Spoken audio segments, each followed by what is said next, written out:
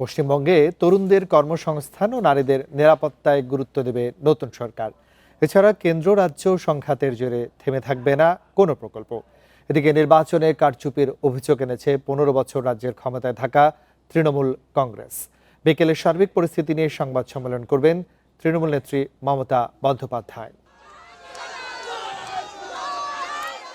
বিধানসভা নির্বাচনে ২০৬ আসনে জয়ের পর পশ্চিমবঙ্গে প্রথমবার রাজ্য সরকার গঠন করতে যাচ্ছে বিজেপি। নতুন সরকারের আগামীর রূপরেখা কেমন হবে এরই মধ্যে আভাস দিয়েছেন প্রধানমন্ত্রী নরেন্দ্র মোদী। রাজ্যে নতুন সরকার গঠনের পর মন্ত্রিসভার প্রথম বৈঠকেই আয়ুষ্মান ভারত প্রকল্পের ছাড়পত্র দেয়া হবে।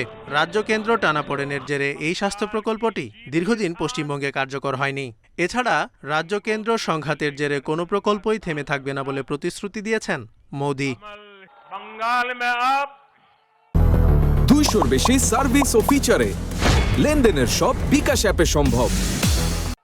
ভারতের উন্নয়নের সঙ্গে তাল মিলিয়ে চলবে পশ্চিমবঙ্গ। তরুণদের জন্য ব্যাপক হারে কর্মসংস্থান তৈরি করা হবে। অগ্রাধিকার দেয়া হবে নারীদের নিরাপত্তায়। এছাড়া অনুপ্রবেশকারীদের বিরুদ্ধে কড়া আইনি পদক্ষেপের বার্তা দিয়েছে ভারতীয় জনতা পার্টি।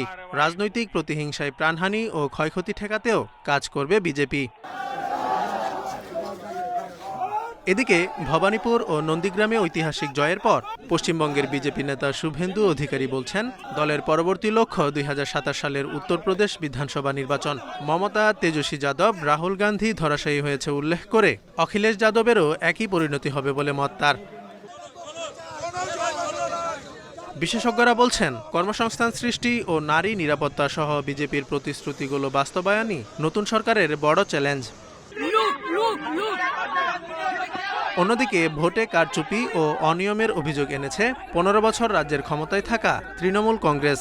নির্বাচন কমিশনকে বিজেপি কমিশন অভিহিত করেছেন তৃণমূল নেত্রী মমতা বন্দ্যোপাধ্যায়। এছাড়া টালিগঞ্জ, জলপাইগুড়ি, পশ্চিম মেদিনীপুর ও কোচবিহারে তৃণমূলের কার্যালয় ভাঙচুর সহ নেতাকর্মীদের হেনস্থার অভিযোগ আনা হয়েছে বিজেপির বিরুদ্ধে।